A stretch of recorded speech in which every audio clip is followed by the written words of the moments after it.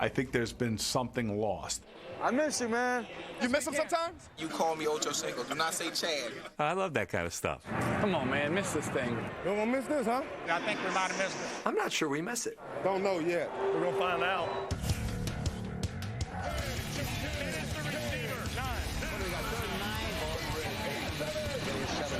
All 6 of you work your tail off. 5 seconds left. 4, you dreaming? 3, 4. That was 3. 792 versus 2 weeks. 400. What do I miss about football? Well, Simple question, right? yeah. Maybe not. I think the game. Putting together this list of misses was not a hit at first. But I miss what we had a long time ago. Not part of the game anymore. Yeah. But that never stops us from having fun. Now you can't miss him. He gonna miss it. I miss it. You missed the layup. How do you miss that? You missed it. He missed it. Alas, the art of missing something is no cause for celebration in this show. It's the longing and wistfulness that we were after. Oh, what are you crying? It's all over. All right, we got to let it go. Tell him, boy, just let it go. But this list isn't about moving on. It's about looking back. I yearned for those days when it was, it was just a war before the game started. There's no clutter on the TV. Mud games. Oh, maybe the Houston Oilers. That stupid oil rig on the helmet. I like the daytime Super Bowls. Those games in Pasadena. I think the cheerleaders look better in the sun, too. Seemed that the game itself had more personality. Guys like Fred Bolitnikoff, a guy who just wasn't fast enough, but who had the greatest pair of hands in the world. And why those greatest pair of hands in the world needed Stickum on top of them, I have no idea. The number 10 thing we miss about football. Stickum. Yes. I love Stickum. It was one of those unique things. It was, it's like a spitball in baseball. It brings a little color to the game, brings a little excitement. That was fun. Football back then still had a individual feel to it. You could be sloppy or you could be neat. You didn't have to have your socks come to the calf. There wasn't a guy standing on the sidelines marking down all the violations. Not good. You were able to have some sort of individualism. Part of that was being able to put Stickum all over you. First of all, what is Stickum? What is it made of? They're going to tell you they just call it Stickum. It's sticky. Just trust us on this. It made for certainly sloppiness. It was, the football equivalent of pine tar. In the late 1970s, players sprayed or smeared this sticky substance on themselves for better grip on the ball. Grass would be sticking out everywhere once it got on their hands, and then it would be all the Stickum and Lester Hayes with, his hands, there's Stickum, there's grass everywhere. He's catching footballs like this. It was kind of neat. No, I don't miss Stickum. I never understood why that was allowed. I mean, that to me is like you're allowed to go up with a cork bat. Yeah, they cheated. Matter of fact, all the little records they were doing that era, those receptions need to be question mark. Fred Bolitnikoff had this stuff everywhere. Then you'd see the insides of their socks. Lester Hayes would stick his hands in his buckets and take them out, and the Stickum was all over it. I'm thinking, yuck. But then a ball get caught in there, you can't get rid of it. In 1980, Hayes led the NFL in interceptions. In 1981, Stickum was banned in the NFL. Coincidence? It was getting weird. I mean, ball would hit their uniform and stay. I think the NFL did the right thing in banning Stickum when he was, intercepting passes with his elbows. It's unbelievable. But is our sticky number 10 really gone? Want a sticky? Sticky.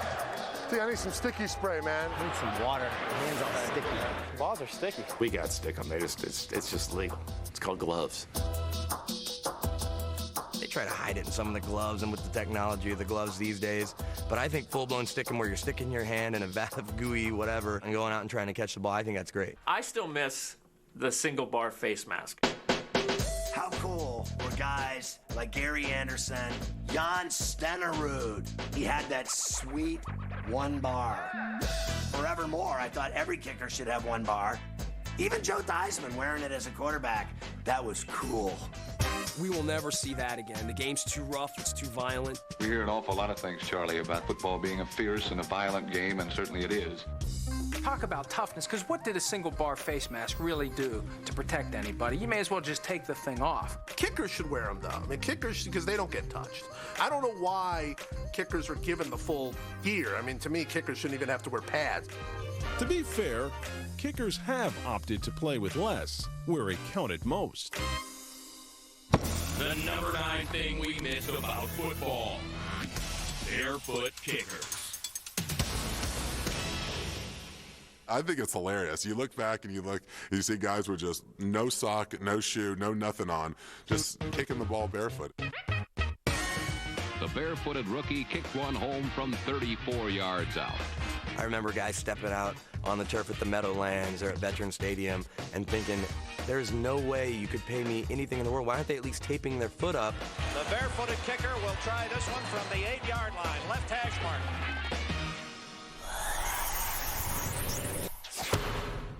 In the NFL, shining with one shoe isn't uncommon. It's just improvised. Shoeless Brad Smith with a kickoff return for a touchdown. But decleating oneself on purpose does raise some questions. Why did they do that? Why did they kick barefoot? I don't understand the concept of why a bare foot would have more power on a football than hard leather. And when he put bare toe to rock hard pigskin once more good things happen for the hometown boys. Somebody along the way said, I take my shoe off, I'm going to kick the ball farther. I have no idea how they thought that. Nobody knew if that was true, but you assumed it was true because it's so ridiculous. There has to be an incredibly distinct advantage to having a barefoot to kick the ball. Barefoot kicker Tony Franklin stepped into the Eagles' first scoring opportunity. I couldn't kick with a shoe on with near the distance or near the accuracy, and that's the only reason I did it. Tony Franklin certainly influenced me as a kicker in college. For me, it was something I learned and then was stuck with. Ouch. The snap, the ball is down, the kick by Carlos. It's good and the Broncos win. Rich Carlos's bare foot was clutch for the Broncos, even in the bitter cold. The things that get cold on you are your feet and your toes and your ears and your nose. That rhymes. Underrated element of toughness. To be standing in the cold like that and you have no sock on and no shoe. Opening kickoff, kicks off, no shoe on, and you think, oh my God. Ouch. Ow, that must sting. They're tougher than I am, I know that. I mean, that ball hurts in the winter when you have a shoe on. I can only imagine barefooted. I always wondered if those guys got frostbite. Yeah, why don't they have any more barefoot kickers? I was wondering about that. Why people don't have the guts to try it anymore? Actually, Jeff Wilkins went all natural to start the 2002 season. Here comes the Jeff Wilkins field goal attempt. But after a brief test, he laced up and became the final footnote in barefoot kicking history. You got his shoe on now? It appears he does. It's one of the quirky things of the game that I miss most. I wish that number 9 is too low on this list. I wish it was higher. I have a soft spot for barefoot kickers. The number 8 thing we miss about football. Angry opponent. I appreciate it, man. Thank you. Way too much love and friendship in today's NFL. What's up, bud? Good. How are you doing, man? Everything good? What up? How you doing? Nowadays, you can see guys basically giving each other high fives for getting through the day. Make it happen. Good luck out there. Yeah. In the 70s and late 60s, you knew who the enemy was.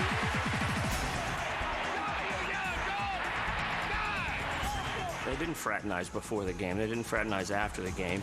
Because a lot of times they had just ended up fighting for 60 minutes. The two contending teams threw footballs and then fists at each other, but Dallas proved the tougher team.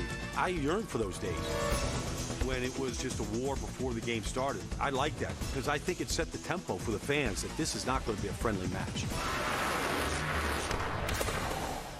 How about that guy taking a swing, man? I'd fight him, man, but I want to play in the second half. I hated the coaches. I hated the ball boys. I hated the cheerleaders. I hated everybody. That's the guy I want on my team. A guy that hates his opponent I want to just let them know that they've been hit. And when they get up, they don't have to look to see who hit them. What is this friendship stuff for? Can't you save that for the tunnel? Or maybe a wave when you're getting on the bus? Like, I don't want to be friends with anybody when I'm playing football. Nice hit, man. Nick, what's up, brother? Good, baby. How you doing, man? All right, man. How you doing? Good. I know one thing that older players really dislike is this brotherhood that takes place on the field. That after the game, you see players hugging and talking and commiserating with each other. God, you got 4 picks, too? God, that's a season for me. Man, keep up, right now. Awesome job, all right? I know it is, but keep your head up, okay? Good job. For you, man. Appreciate it. Thanks, man. Take care. Football is a nasty game, and every one of us that play it, there's streaks inside of us that are not good. How's he feeling? She's due 18, October 18th. You're gonna punch a guy in the face and head slap for an NFL game, and then after the game, you're gonna hug and kiss and talk about each other's kids? How the wife and kids, man? Good, man. That's cool, man. I absolutely loathe all of that sissy nonsense.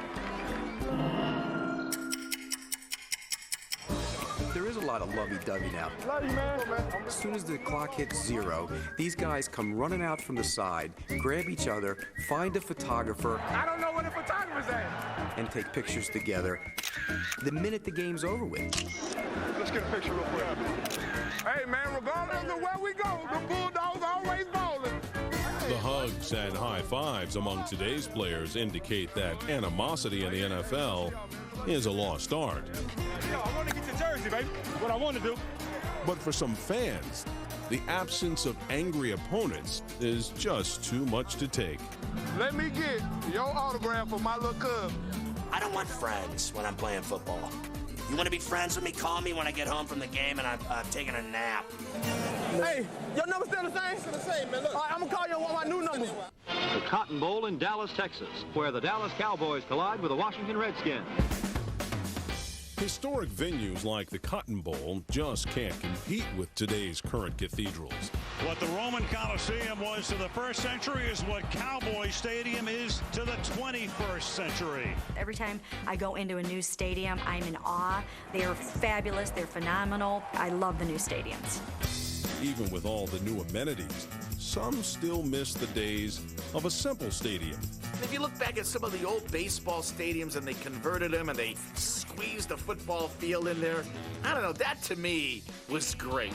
From stadiums to signal calling, the NFL has gone high-tech. Got 3C Snag White Cross X0. Even Mother Earth has been upgraded, as evidenced by the next number on our list.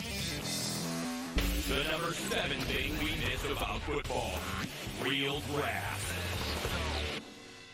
You know what I miss about football? Grass. Grass. Remember when teams played on grass? Grass make a big difference. Make a big difference. I love real grass. What's wrong with real grass? That's real football. Last time you was on grass? Feel good, man. There's nothing like some grass stain on the uniform, a little bit of mud. That was dirty. It just looks cool. It feels like football. Little rain, little mud. Touch the ball. For decades, real grass dominated NFL stadiums until landscape upkeep opened the door for an impersonator. I'd rather be on grass, though. This new AstroTurf started coming out. Probably something that should have been addressed immediately. Get this crap out of here, because it wasn't meant for football. Damn, this paint is hard. Look at these guys looking at this field. You know what happens?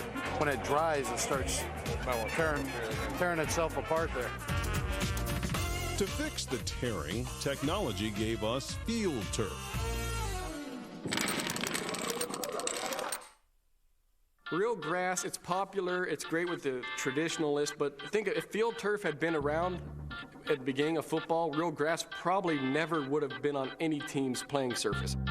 We really got to look at putting that high turf in. Field turf is pretty darn good because it's softer and it has all of the properties of grass, except you don't have to grow it. You guys, what, a couple years now you've been with us, right? With turf? Way happier with it? Oh, you got a consistent surface, right? Yeah. Field turf's pretty legit. It's kind of hard to knock field turf. Well, we'll give it a try. Well, the field turf is weird, and I think most people have never experienced field turf. There are these little specks of rubber. I don't know what the purpose of why it's there, but it's everywhere. They just put 15,000 pounds of rubber in this baby. You just be running, someone kicks some little beads up and go in your eye, and then you got to come out for a couple plays. Hey, can you get that out of my eye? It's like the black stuff. How are you going to get that nice green grass stain with field turf? You get, like, the little rubber pellets, but they don't really smudge as well. Hey, you got some grass stains on your ass. A nice thing about real grass is you can at least look at a game and instantly tell who's been playing hard, maybe who hasn't. I mean, real grass tells a story that field turf doesn't say anything. To me, give me grass anytime. You get to see mud and dirt and uniforms and grass and helmets, and that's what most people grew up with. Get this stuff out of my eye. It's what football was supposed to be played at. Unfortunately, in this day and age, it's not the reality. Field turf is so good that so many teams have gone to it. Now you have all these retractable roofs, these domes. I miss football on grass. That's what I miss. Absolutely. Grass everywhere as far as I'm concerned. Baseball, football, heck, play basketball on grass. That's why I like playing on grass. The number 6 thing we miss about football. Nicknames. I don't think I'd thought about that. I don't think I'd thought about the fact that we have a severe lack of nicknames now. I mean, we have guys that are, changing their names, changing the back of their jerseys to something that's completely made up, but we don't have real nicknames anymore. We need more player nicknames. There are a couple of good ones now, like Purple Jesus and Pocket Hercules, but we need more nicknames. I got my headlights on now. A-Chain, baby! Jimmy Smith. Let's go, Jax, move! They call me the freak, man. Hey, they call me Sudden Death, baby. I don't know about that. I can't get it now. I can't get the nickname. Number 6 on our list seems harder to come by as time goes by. The nicknames of the past in the National Football League really described how good a player was or how mean and tough he was. Mean Joe Green. Slinging Sammy Boss, simple, easy. The Ghost. Ghost to the post. Nigerian Nightmare. Billy White Shoes Johnson. Playmaker, Michael Irvin. Bambi for Lance Allworth. Awesome. Minister of Defense, Reggie White. Crazy Legs Hirsch. Dick Night Train Lane. Kenny the Snake Stabler. Broadway Joe.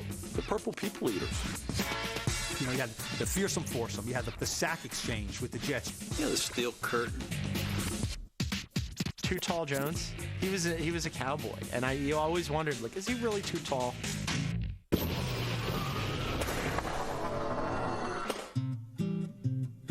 I guess Chad Johnson is the ultimate as far as nicknames. He legally got his name changed. Ocho Cinco from now on. Anybody that writes about whatever I say today, you call me Ocho Cinco. Do not say Chad. I think it's silly. I mean, Chad Johnson, I guess, is not that marketable, so Ocho Cinco is, and it was a way to sell more jerseys because now they say Ocho Cinco on the back. Whatever. Go for it, man. Really. Have at it. It's sort of not playing by the rules if the players pick their own nicknames. Pac-Man Jones decided he was Pac-Man Jones and we should all call him Pac-Man Jones, and then he decided when he came back with Cincinnati that he was not Pac-Man Jones and we should stop calling him Pac-Man Jones. You've got to earn a nickname, and when you give it to yourself, forget about it. That's amateur hour at the Apollo. Everybody want to see what T.O. gonna do this week. We are getting lazy. I hate the T.O. thing. The nicknames now, they're just not clever. They're just initials. JG. Hey, TD. Give it to LT and he'll convert it. LT should have been Lawrence Taylor forever in perpetuity. And we need no more nicknames where you take the first letter of a guy's first name and the first syllable of his last name and make that a nickname. Aaron Rodgers is not A-Rod. It's no P-Mo. People call Steven Jackson S-Jax. I heard someone refer to Vincent Jackson as V-Jax. I'm like, well, is that really a nickname, V-Jax? Give me a break. I get a real nickname. That's not a nickname. That's a shortening. It's a different thing. I can't stand fake nicknames. I hate them. Give me a real nickname. They call me Foo. You know what they call me, Foo? I drank a lot of beer. My eyes would get squinty. I look like a Chinese guy. They call me Fu. Anybody who calls me Fu, I know is in the NFL. They drank a beer with me at one time in my life. I like that. And now, the number 5 thing we miss about football. Goalposts on the goal line. Every time I watch old film with the goalpost that's up and I see a guy going in, I cringe. I don't know how they did that.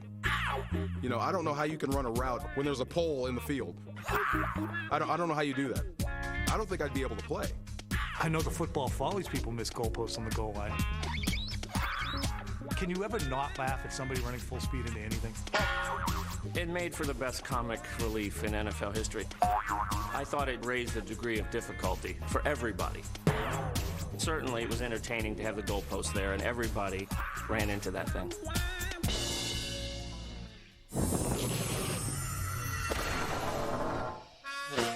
Goalposts have been a part of football since the game's inception, but the original location of the uprights was a bit odd.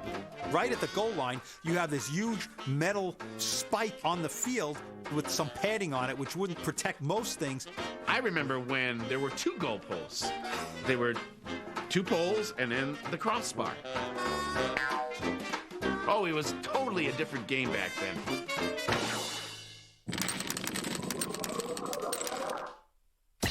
As much as the old goalposts were once obstacles, Oh, that guy's hurt bad.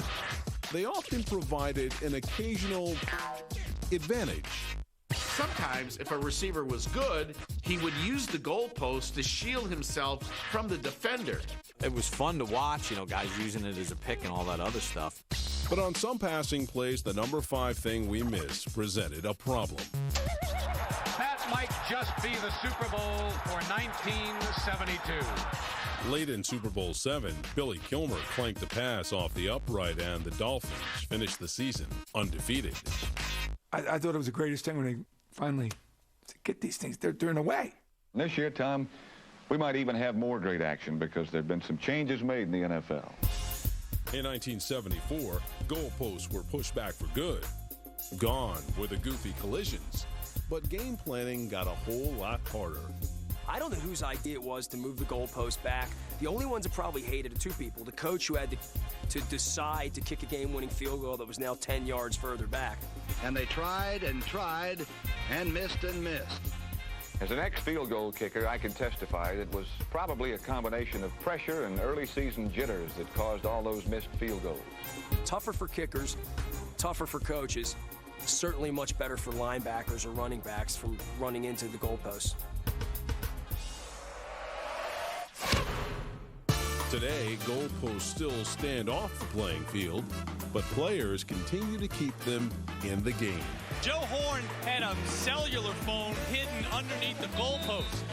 I think the goalpost in the front of the end zone should come back. That would make for some great drama on Sundays if guys started running into goalposts again. Boom, the guy, boom, falls down. I think we need more booms. We got no booms. All we got now is when the guy jumps in the stands in Lambeau. Put the post back up so we can have some booms. The number 4 thing we miss about football. Real fullback. That should be number 1. What's happened to today's fullbacks? They've been phased out. You know, now it's, you know, we'll just find a big athlete with no neck and we'll make him a pulling guard in the backfield. Hey, I'll play fullback. B.J. Raji in a fullback. Spins, goal line, touchdown. I think the truly good teams that normally survive, Pittsburgh usually has a guy that can block. The Jets had 2 fullbacks on the roster throughout the year. I want to see Connor hit somebody. If you want to go all the way, those short yardage situations define what a fullback's importance is. And that's what good running teams do. We're going to go to our fullback. Every team needs a fullback. Now, you might not need them all the time, but at least 4 or 5 times a game, you wish you had a Sam Gash on your football team. Better yet, how about Larry Zonka? To me, the golden age for fullbacks, Norm Bulash, Larry Zonka, and Don Nottingham. It will never get any better than those 3 guys. And there was a mystique about a fullback position back then. It used to be the glamour position. I mean, Jim Brown, a lot of people referred to him as a fullback. I miss real fullbacks like Jim Taylor. Jim Taylor would run that Packers sweep for Vince Lombardi. He was tough. Daryl Moose Johnston used to get moose calls even when he didn't touch the ball. That's how appreciated his lead blocking prowess was. Everybody loves the big guy that runs over people. Mike Allstott, Tom Rathman, are you kidding me? Touchdown Tommy Vardell. I miss those guys. That little 51 can't handle me. He's a little boy. He's a little boy. He's 210 pounds. I'll kill that little boy, man. The world's greatest. Let me go at him. Lorenzo Neal was the last of the great real fullbacks, but also showed why they're number 4 on this list. There was one time I saw Lorenzo Neal in Baltimore, caught a pass in the flat, turned backward to headbutt a guy to block him. He wouldn't run because he loved to hit, but also because he couldn't run. You trying to get over 1,000 yards. How'd you know? You only needed 983. Today, no fullback knows how to run football. And I'm glad the fullback's kind of disappearing. If it's first down and a fullback's lined up, you're just instantly waiting for 2nd and 10. Do I like to see a fullback go blasting his face right in there? Yeah, I think that's pretty cool, but I don't think we're going to see it anymore because you just don't score fast enough with a fullback in the game. Leather helmets, they need to bring those back, right? You get a little bit more face time as an NFL player. Those are pretty sweet. Old headgear did not make our list, but we do miss the simple look that once accompanied it. I'm holding you personally responsible for making me look like the Kool-Aid man. Like a bunch of popsicles out there. Today's fashion faux pas and ever-evolving uniforms give the classic look an honorable mention on our list. How ugly that is. Oh, yeah. A lot of these teams, they change uniforms every 2 years. You have the retro uniforms. You have the once-a-year uniforms. You have the all-black uniforms. There's too many uniforms. There's a lot going on during a football game, and now I got to figure out which team is wearing what. Really? Light blue and yellow? Oh, that's our team? Keep my team in a uniform that I can understand. And keep the quarterback in charge. The number 3 thing we miss about football. Quarterbacks calling their own plays.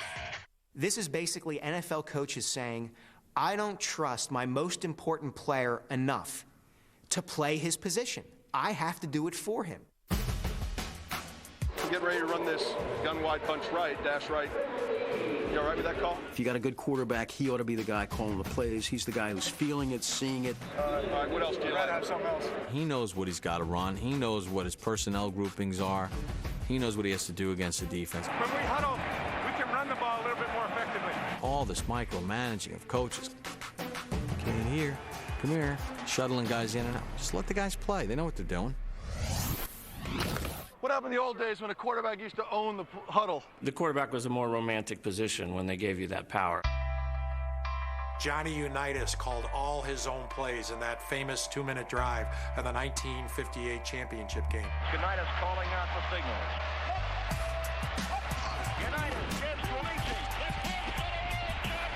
Joe Namath in Super Bowl III, he didn't have that great a game. You know, when you look at the numbers, and he didn't throw for that many yards and all that, but he called the game, and that's what made it special. I would have got you in the middle tank, but I wanted to go with that 37, see? Johnny Unitas, not being allowed to call his own plays, he wouldn't hear of such a thing. Number one, Johnny Unitas would never wear a color-coded wristband. Watch the Maestro Unitas. Number two, he would find a way to somehow dissemble the microphone. He'd tell the coach, man, you're coming in crackly. I can't hear a word you're saying. All those old guys would. Jurgensen would have laughed. And Jurgensen, whenever George Allen did send a play in for him, Jurgensen would say, I'm not going to call that. Much of the reason he didn't play a lot for George Allen. Surely there must be some modern-day exceptions to number 3 on our list. Here goes nothing. I love watching Peyton Manning because he is basically calling his own plays. I might all of them. I'll use Brown. When he does it, it's turned into football opera. The way he reads defenses, and he's pointing, and he's backing up, and he's switching up, and he's calling different plays. He's going to wind up calling the play that puts them in the best position. So if you have the right quarterback, I think there's still a little bit of room for wiggle there. And if you don't? Some of them are, I wouldn't let them call, a cab, much less a play. Could you imagine how funny it would be if Jamarcus Russell was calling his own plays? But you still have to be aware they were coming, get rid of that ball. You can't take a sack when you have great field position like that. Now, quarterbacks, you get the sense that when their helmets go out, that they have no idea what to do. What happened? What happened?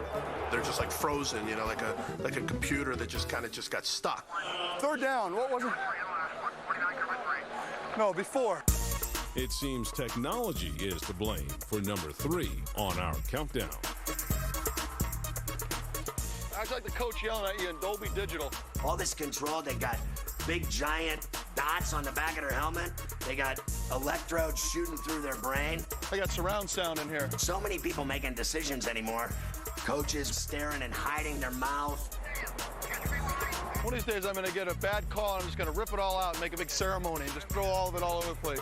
The game has become so technical, and you can see right after 4 plays are done, they're looking at the plays. Let me see that last picture. That's a good look, though. They're showing the quarterback, hey, look what happened. But we made it that way. We made it that way where you now have these tactical geniuses up on top. What are you seeing up there? This is the babying of the most important position on the field, and it should stop. Let these guys call their own plays. Peyton Manning can do it. He can't possibly be the only quarterback in the 21st century who can call his own plays. Things are always new and different at halftime of an NFL football game. Remember when halftime entertainment was actually entertaining? Nowadays, a regular season midway session is all about reunions and rings of honor. And today's honoree, the second man ever inducted into the Ring of Honor. While the Super Bowl is an exception, the fun of finding any given talent on any given Sunday seems gone forever. In Green Bay, they had the Markuku Siamese twin sisters as halftime performers. With this ring, I thee wed. I now pronounce you to be husband and wife. Missing all of this miscellaneous fun wasn't good enough to crack our top 10. But football longings from the land of entertainment were strong enough to ice the next spot on our list. The number 2 thing we miss about football. The NFL in LA. I envy whichever team gets back there. Los Angeles is a sun-kissed world of unabashed hedonism, sandy beaches, and the glitz and glamour of the entertainment industry. This is the greatest area to be a professional football player, whichever team moves to SoCal. I really hope they lose. I do, because we can't do it. Because we couldn't win there, and we were the LA Rams. Once upon a time, Los Angeles had 2 NFL teams, the LA Rams and the LA Raiders. I would love to see Los Angeles Rams back. There's just so much history there, whether it was the late 60s Rams with the Merlin Olsons and Deacon Jones and all that, Fearsome Foursome and all that, or the Vince Ferragamo Rams that just kind of came out of nowhere and all that, or even like the late 80s Eric Dickerson Rams. Dickerson breaks to the 40, 35-30, touchdown, and the Rams win it. I lived in Lipstick City for a long time, and I used to go to Rams games. I used to go to Raider games. That was great stuff. Touchdown, Los Angeles! He makes a one-handed catch. Touchdown, Raiders! The Raiders even won their 3rd Super Bowl during their SoCal stay. Just win, baby.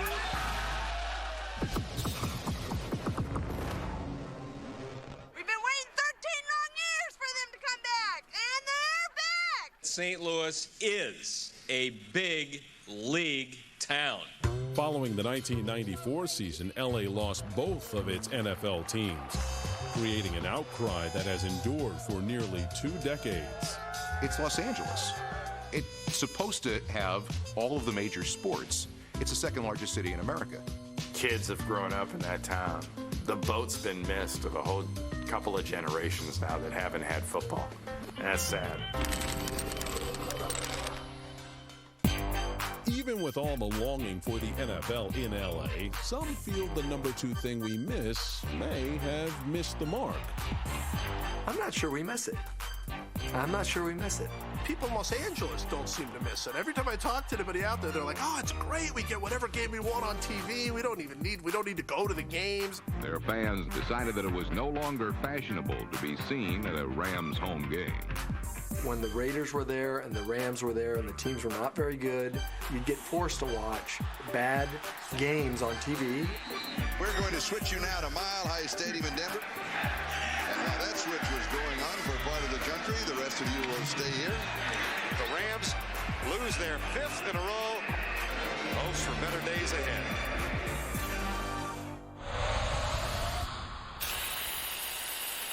Figuring out how to get football back in LA isn't easy, but most agree it's well overdue. The NFL belongs there. I mean, there's so much of an aura there that just seems to fit. I think all of our big cities in this country should have a team. And I can guarantee you that Roger Goodell will bring football back to Los Angeles. It will happen. It'd be great to have them meet again at the altar and finally make it there. Los Angeles and football is a marriage that needs to be reunited because it feels so good. We need it because we miss the Rams, we miss the Raiders. We'd love to have them back, and the city is dying for football. And now, the #1 thing we miss about football: well-dressed coaches. We call this guy the man in charge. He's leading the team. He's the boss. Well, look like a boss. Pullover sweaters and hoodies and stuff like that doesn't do it for me. Normally they don't make it this material. I feel like I'm kind of in my shower clothes. Well, if coaching doesn't work out, you can go to the Colonnades Beach Hotel and work the cabana. Coaches should be wearing the jackets and ties. It's the right look for the sideline. You can't separate the head coach anymore. I like knowing who's in charge. You look on the sideline now and you have no idea who the head coach is. Back in the day, it was pretty easy to pick him out. He was the guy with the fedora and the black jacket. I remember growing up as a kid and watching Tom Landry with the fedora. He looked so sharp on the sidelines. He added that elegance, that grace, that class to a game. Think of George Halas, that overcoat, that hat, Lombardi out there with his camel-haired coat, and he wore that crazy little hat, going nuts. What are you doing out there? I'll tell you something, Leroy. You're not going to get your job back unless we get a better performance. Could anyone look slicker than my man Hank Stram? Not only was he styling, but he had the sweet chief, the handkerchief sticking out always. And then he rolled up the media guide, but his hair never moved. Just keep matriculating the ball down the field, boys. He could have gone out after the game and had a stogie and a nice glass of vintage Cabernet Sauvignon and a steak somewhere, right from the field. I just think that Tom Landry and Paul Brown lent an air of dignity and intelligence to the game that a man in a hooded sweatshirt just doesn't do.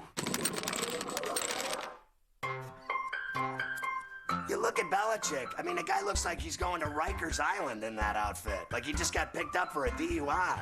I mean, somebody tell this guy to clean up his act. What Bill Belichick is saying on the sidelines constantly with the way he dresses is, I haven't left the office in 12 years, and that's okay. But then everybody started doing it. So now it's just a bunch of guys who just got out of bed and they're still wearing their pajamas. I mean, that's all you have. To be fair, some recent coaches have gotten more than a few buttons away from stylish. Mike Nolan had it right a couple years ago when he went to coach San Francisco 49ers to honor his father. Put him in the suits. But I don't necessarily want to see Rex Ryan walking around in a really, really loose and baggy blue blazer with an Oxford shirt. It would be big and floppy, and there'd be mustard stains on it. No, we don't really need to see that. Oh, I love the idea of Rex Ryan in an ill-fitted suit. I'm paying to get in there to see that. You're just looking out there and you think, that's how I look in a suit. Put a suit on somebody and a tie on somebody, no matter how they're shaped, no matter what they look like, they look dressed for success. And I don't give a darn if that means that Reebok pays $10,000 less or $10 million less to the NFL because the coach isn't wearing some sweatshirt with a logo on it. The upgrade in dignity would far outweigh the loss of revenue.